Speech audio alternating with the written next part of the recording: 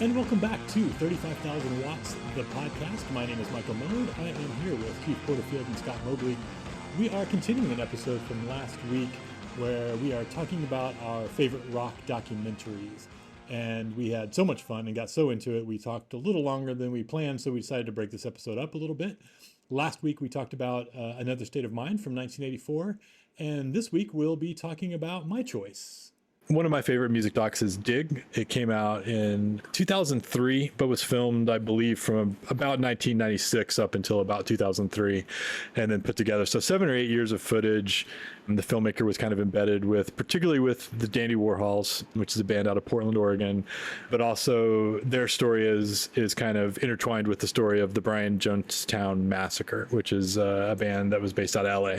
And their two kind of leaders, Anton Newcomb, from Jonestown Massacre, and Courtney Taylor, as he's known, is the kind of the band leader for the Dandy Warhols, and is also like the narrator of the film. It's it's a hell of a story. It's a hell of a film to watch for a lot of reasons. But so the similarities I see is that you have another situation where you've got a filmmaker that's kind of embedded. This time, instead of for a 5-week tour, it's like a 7-year journey with these bands. But they're getting to see the behind the scenes stuff, all the dirt. They're seeing the band's breaking up and falling apart, particularly in the case of Jonestown Massacre. It's VHS, it's messy, it's a lot of kind of like questionable audio and stuff, just like Another State of Mind. But that's because it was, they genuinely just like had a camera and were just kind of trying to get what they could get. But that's what makes it great as well, because you kind of get to see a lot of stuff that maybe you wouldn't see in a more polished documentary. So the story, essentially is you have two, and again, West Coast bands who now, instead of punk, now you're kind of talking about the indie rock world. When you listen to like Anton Newcomb talk, you can almost draw a line between him and a guy like Sean Stern. Like some of the ways they talk are very similar. Some of the kind of grandiose ideas that they have are very similar. Anton, I think, maybe a little more mentally ill perhaps than Sean Stern in some ways. Like Anton was, and still is to some degree, but I think he's chilled out a lot. He's a lot to take. I would imagine in real life, he's a lot to take, just even in the 70 or 80 minutes you're watching this film. He's pretentious, I think would be a good word, as is Courtney Taylor to some degree. They're not, I wouldn't argue that those two guys in particular are super likable, to be perfectly honest. I love both the bands. And I think, as you said, Scott, in a previous episode, you're a big fan of Jane's Addiction, but Perry Farrell is like the douchiest douche who ever douched, and you just kind of have to separate those two. I kind of feel that way a little bit about both of these bands to some degree, less so the Dandies than Jonestown Massacre. The story is that these two bands are both not really unsigned at the moment that this film starts.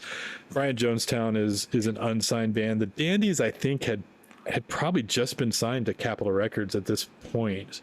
The timelines are a little wavy in the film. You're not really sure exactly what point in time, because it all kind of moves pretty fast. But ultimately, what you're presented with is one band, the Jonestown Massacre, who is led by kind of a messianic, pretentious, fairly egotistical dude who also happens to be kind of a musical genius, and is very, very against the idea of selling out, and is very wary of record labels, and going so far as to maybe kind of sabotage some of his chances to get on a major label to kind of maintain his integrity, all with a touch of just like a little mental illness, a little some anger issues, some social issues, difficulty getting along with his bandmates who also aren't necessarily particularly likable a lot of the time. That whole story is kind of juxtaposed with the Dandy Warhols, who are a little more put together, a little more polished. They, again, have either are about to sign or have just signed with Capitol Records as this film is kind of kicking off. So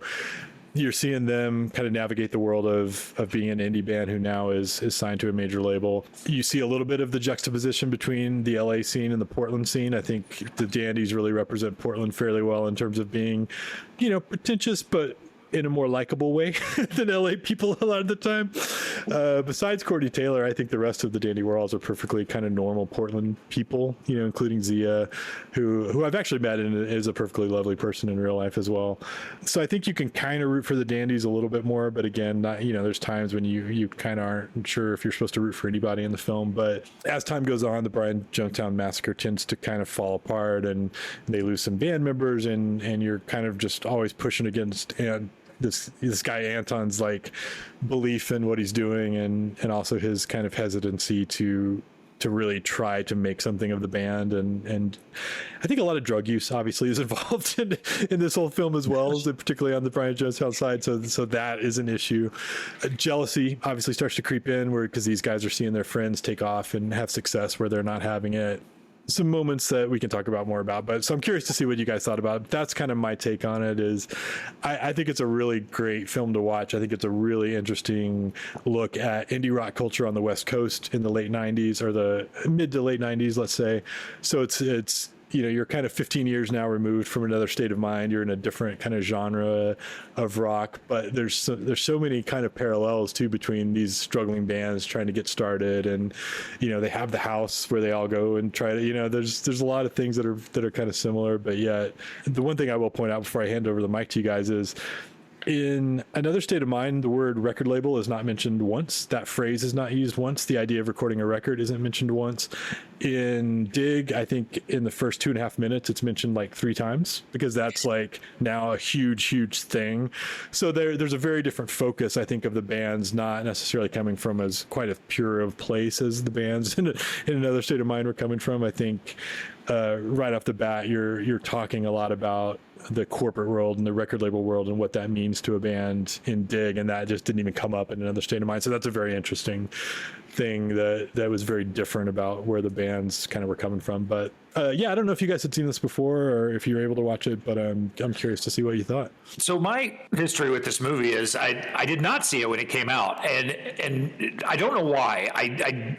This movie is obviously made for me, and as someone that loves documentaries, loves music documentaries, and loves this kind of music, I should have seen this a long time ago. But I want to say I watched it like during COVID. That's because I was catching up on movies that I needed to see and hadn't, and I saw it then for the first time. Watched it again this week. I've always been sort of fascinated with this movie because I think, Mike, you're a documentary filmmaker. You can probably address this more than I could, but when I see movies like this that, said shot over an 8-year period or a 10-year period, the filmmaker has to just trust in something, that something is going to happen here, and every once in a while when they shoot people for 10 years or 8 years or whatever, and a story emerges from that, you get a movie like Hoop Dreams or, things like that. And I think this movie falls into that category. I don't think these guys set out to make this movie. I don't think when they turned on the cameras, this is the movie they thought they were making. But man, lightning in a bottle for sure. Like, they caught a magic moment here. And just everything about the dynamic in these bands is just perfect. Like, you couldn't have scripted this better. That, I don't know if you guys agree with this or not, but I think this is kind of where the movie wants to go, is that the Brian Jonestown Massacre is a far superior band to the Dandy Warhols. And it's not saying anything necessarily bad about the Dandy Warhols. It's just that Brian Jonestown Massacre sort of has this, they seem like the band that should make it. The Dandy Warhols seem more like the fun band that's, they're a little more, like you said, they're a little more congenial and, whatever. This is a side note, but I just love that it's right there, their names too. You have the Brian Jonestown Massacre, this sort of dark, it's a pun thing, but it's also kind of dark and brooding or whatever. And then you have the Dandy Warhols, and that's kind of the dynamic in these bands' personalities as well. But yeah, what a great capture of like what this is and like you said, the record label thing. These guys are in it to win it. They want to get on a record label and record an album and get, their music out to the world. I think like in Another State of Mind, those bands couldn't have even thought about dreaming about getting a record label deal. That just wasn't going to happen for those bands at that time. And so they had to focus on just, making $5 a night, blowing some kids' faces off with their music. Yeah, but these guys want to make it, quote unquote. They want to, get on a record label and do all that stuff. The interesting thing about the movie, and I think where they're trying to go with this movie, is you can have all the talent in the world. You can be the best songwriter, the best musician, the best all this stuff. But there is so much more to getting on top than that.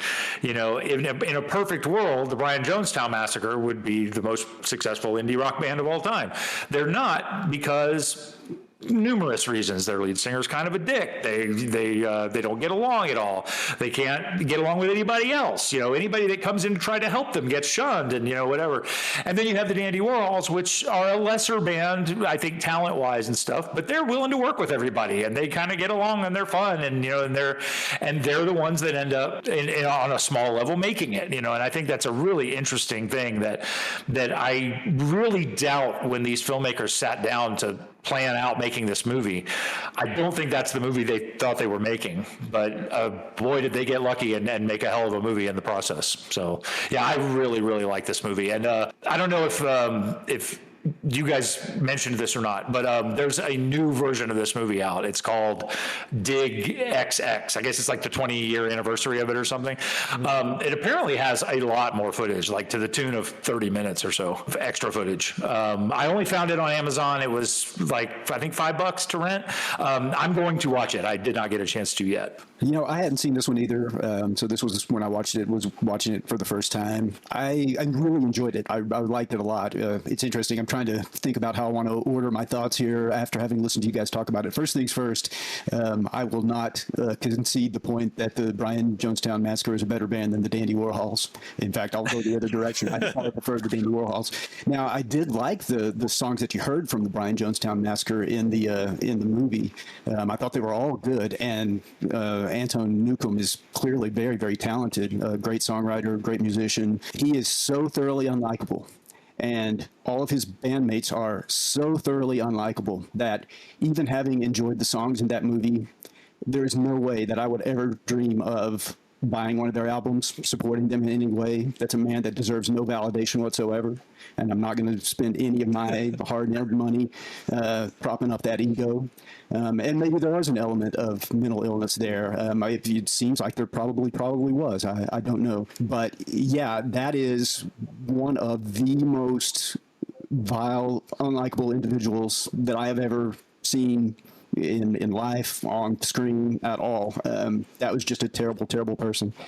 And so, yeah, that to me colors the movie a little bit, because by the end, you know, I think they're trying to present him as a sympathetic figure, but by the end, I'm rooting for him to fail. I don't want this guy to have that success. You know, he doesn't deserve it, in my opinion. On the other hand, the Dandies, you know, I thought they came off really well. And you talk about Courtney Taylor potentially kind of being that kind of an egomaniac as well.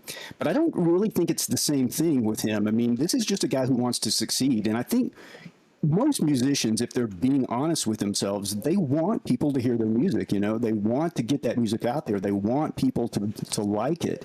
And it is clear that Courtney Taylor does. He wants as many people as possible to hear what he does. I think where you could argue that is selling out, or that's not a good thing. I think the difference with Courtney Taylor is that, and you see it in the film, when they turn in one of the records and the record company sends it back to him and says, you know, we don't hear any songs on this. He's not willing. He's willing to play ball, like you say, to a certain extent, but he's not willing to compromise what he does. You know, he still is the songwriter that he is, and he's not going to change that to try to get that success. He doesn't want just the success. He wants the success based on his music, the music that he writes and plays and wants to get out there. And to me, I think that's admirable. You know, you could, I guess, call it selling out. And obviously the guys in the Brian Jonestown Massacre did call it selling out, and then recorded diss tracks just to try to cheese him off, and then, you know, never had anything good to say about him and all this stuff. Meanwhile, on the other hand, the Dandies have nothing but great things to say about the Brian Jonestown Massacre. You listen to one side and they're like, oh, these guys have sold out and they're terrible and their lyrics are awful and why are they writing these songs? And on the other side, Courtney's is like, oh man, Anton, he's so talented. He can't put it together, but everything he writes is gold. You know, I mean, the rivalry there is only on one side. You know, the Brian Jonestown Massacre clearly saw the Dandies as rivals. The Dandies did not, I don't think, see the Massacre as their rivals. Warhols. They were just part of the scene and they wanted to be friends with them. Courtney Taylor at one point takes some time off from doing his stuff just so he can go hang out with them on their tour and tour around with them and just kind of catch the madness of it all. So yeah, I think there's a big difference between those two, and I think it comes through very clearly in the film. But if they were trying to paint Anton Newcomb as a sympathetic figure, they failed miserably in my eyes, because he is not that. And maybe he's got better later in life. Maybe he's not quite as much of a dick as he was in that film. But there was not a single moment of that movie where Anton Newcomb came off as a likable individual at all. Just a terrible person. He doesn't have a redemption arc in the film. I can tell you that for sure. I think that's intentional too. I don't think the movie has any. I don't think the movie has any intention of propping him up. I think that's kind of the point of the movie. Is this man is self-destructive and he's destroying this band, and he's trying to destroy everything around him, and all the talent in the world won't save you from that. I really think that's one of the key points of the movie. His bandmates are not any better. They're all terrible people too. It's tough to watch them have some of their moments. Anton is just not a guy you would want to even spend probably 5 minutes with. Not the Anton in the film. Again, I don't know a lot about what he is now 30 years later. I think he's mellowed out some, maybe not. I don't know. But he's still recording music as the Brian Jonestown Massacre. Yeah. I haven't heard any of it, but who I would say is the better band. I like the Dandy Warhols better. I think Brian Jonestown Massacre was trying to push the envelope a little further, and I think if they had been more disciplined and been able to pull it together, I think they might have ended up creating some albums that maybe would have rivaled or been better than the Dandy Warhols. But they suffer. I don't want to say suffer from the same thing as Guided by Voices, because Guided by Voices is just such a great band that I don't want to diss them at all, but they're prolific to a fault, shall we say. I think the Brian Jonestown Massacre was during that time. They were putting out like 2 or 3 albums a year for a while there. If you cull down that period of time where they were really that particular lineup and that moment in time where they were recording like their Satanic Majesty's Request and Thank God for Mental Illness and 1 or 2 of the other albums that came out around that time, you could distill those down into 1 or 2 albums over the course of a couple of years that would have been really good and had a lot of variety. And I think get a producer in that could kind of rein in some of their worst impulses and bring out some of the better impulses of their experimentation and their kind of desire to push the envelope a little bit in psychedelia, shall we say. There could have been some really, really great stuff. That said, I think like if you were to say dip your toes in the Brian Jonestown Massacre, I would go buy or go find a copy of Thank God for Mental Illness and start there. And I can do you one even better. I can do you one even better. If you kind of like the Brian Jonestown Massacre sound, but maybe you're like Keith and you just can't get down with these guys because of who they are. One of their members broke away and formed another band called Black Rebel Motorcycle Club. That sounds a lot like the Brian Jonestown Massacre. So start there maybe, because if you like that sound, they're a much more accessible band. And from what I can gather, maybe better people. I don't know. The other thing that's interesting, and I think this goes back to Another State of Mind as well. The kids these days have this term "try hard," like, "Oh, he's a try hard," and it's an insult. But what I think you see in both of these films is the fact that the people who are not just in it to be a part of the scene and the culture, but the people who are actually in it to try to make music and put in the work that it takes to write songs, like Mike Ness going out and he had his guitar, you see him with his guitar writing, and maybe it's because of the way the film was put together, but he's the one you see kind of constantly working on his craft throughout Another State of Mind, as far as you really kind of see that kind of thing in the film. Same thing with the Dandies in terms of them understanding like, we have this opportunity, we need to hit our deadlines, we need to keep our shit together so that we can take advantage of this opportunity that we have with this major label deal, which is why they have their first debut album, which was reasonably good, but then 3 pretty solid albums in a row that they recorded because they did work on their craft and they did get better and they were proud of the work they were putting into it. I think it's kind of an interesting thing about music scenes in general, I think. And, we were talking about like the punk scene and how the perception of the punk scene was what it was in the early 80s. What that perception was of kids who were on the fringe of that culture, who were just dipping their toe in it and maybe wanted, because they wanted to be troublemakers, or they wanted to, cut their hair a certain way and then be a certain way.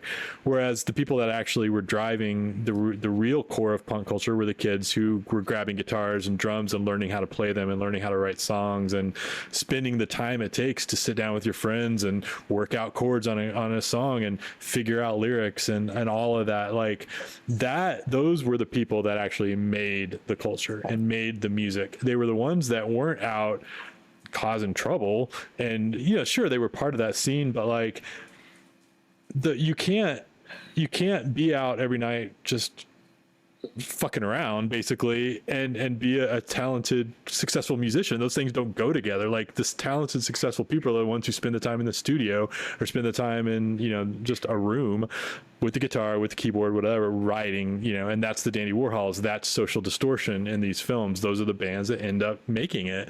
And I think you can see it right off the bat, even in their early years, that those are the ones that were willing to put in the time.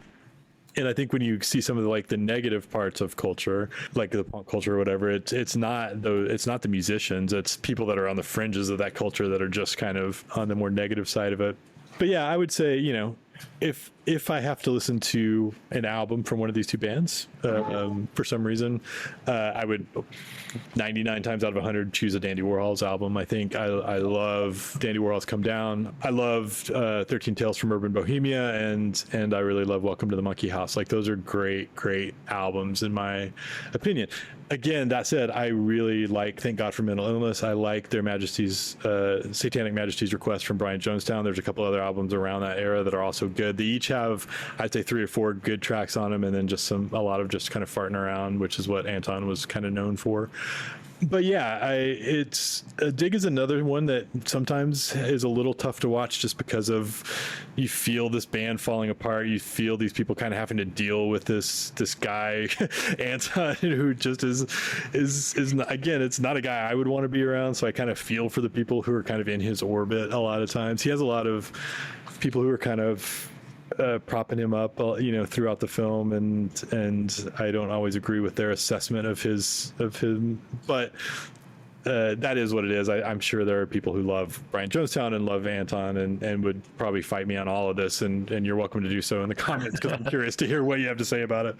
I don't think my take. I don't think I would stand on the mountaintop and scream the praises of the Brian Jonestown Massacre. I think what it is I just don't like the Dandy Warhols that much. But they're just not for me. But I don't know. What I saw when watching this movie was, and you're right, the Dandy Warhols are putting in the work, and the Brian Jonestown Massacre is doing what they do and the thing. But I think maybe that's the dynamic the movie's going for is talent versus work. I think, I don't know, I'd be hard pressed to say that, or to think that someone would say the Dandy Warhols have more talent than Brian Jonestown Massacre. I just don't think that's true. I think the talent is on that side, but the work ethic and maybe the desire and maybe the willingness to focus and not screw around and do what they do and focus on doing this and making the dream happen. The Dandy Warhols certainly win that battle, and I really think that's kind of what the movie's going for. Is you can have all this talent, you can be great at what you do, but if you're not going to put in the effort that these guys are putting in, you're not going to get there. And I really think at the end of the day, that's what the movie's trying to say. Yeah, I don't want to, as much as I, have slagged off Anton and his bandmates, like I said, I liked every single Brian Jonestown Massacre song that they played in that movie. The stuff they played live, the stuff he was working on, it was all good. I'm not going to deny the guy's talent. I can't tell anyone else not to go check him out. Feel free to go listen to him, because the stuff is good. It really is. It's just after watching that movie, he's such a unlikable guy that I just couldn't get behind him at all. It's tough. That was one of my biggest questions going into this, was would you guys feel the same way about him as I do, which is just that, again, I would not want to spend even a moment in an enclosed space with him. The ego doesn't even really begin to describe exactly what's going on with him in that film, and I don't know, I feel like I don't know about you guys, but I feel like everybody's known an Anton in their life, kind of, especially if you like in the college radio world or the music world. Like we were in that world enough, the club world. There's just that kind of just overly confident, overly grandiose type that, you know, talks fast and narcissistic to a fault. Like there's just so many bad qualities there that it's really hard to drill down beneath all that and see that, yeah, I think underneath all that there was a musical genius, but too many layers of other crap on top of that to keep it from coming out. And whereas Taylor maybe wasn't a musical genius, he was able to write some damn catchy tunes and get those captured on tape and put onto a CD and out into the world. And that's why they, you know, at least had a major label album. And I think we played both bands at KTXT, so it's not that either one of them, you know, broke any bigger on college radio than the other. I think we played plenty of Brian Jonestown stuff at KTXT, if I remember right. But yeah, it's a fascinating film if you haven't seen it. I don't know, watch the original version first and then the new version. I haven't seen the new version yet, so I don't know how. It's already a longish film, so, you know, if you're just dipping your toes in, you may not be ready for the full. That would make it like a 2-hour, 15-minute film if you added 30 minutes to it. So yeah, too much the first time. I would start with the original too. I mean, for one thing, it's an excellent film. There's no, you know, I'd almost say there's no reason to add anything to it. But just as someone who likes it, I'm curious to see what they added on. Maybe we can report back later on that, I guess. I'm curious as well whether or not we recommend the new edit. But I will watch it soon, so I'll maybe we can revisit that. But yeah, I would certainly tell anyone listening that hasn't seen it at all, start with the film that exists already. It's perfectly fine. It's an excellent documentary. All right, that'll do it for this week. We still have one more rock documentary to talk about. We will be doing that next week, so tune in again. Thanks for joining us. Don't forget 35,000 Watts, the story of college radio, a featured documentary about college radio, is now available on Amazon Prime and Google Play to rent or buy. So please go check that out if you get a chance. And thanks again to Keith and Scott. We will see you next week on 35,000 Watts, the podcast.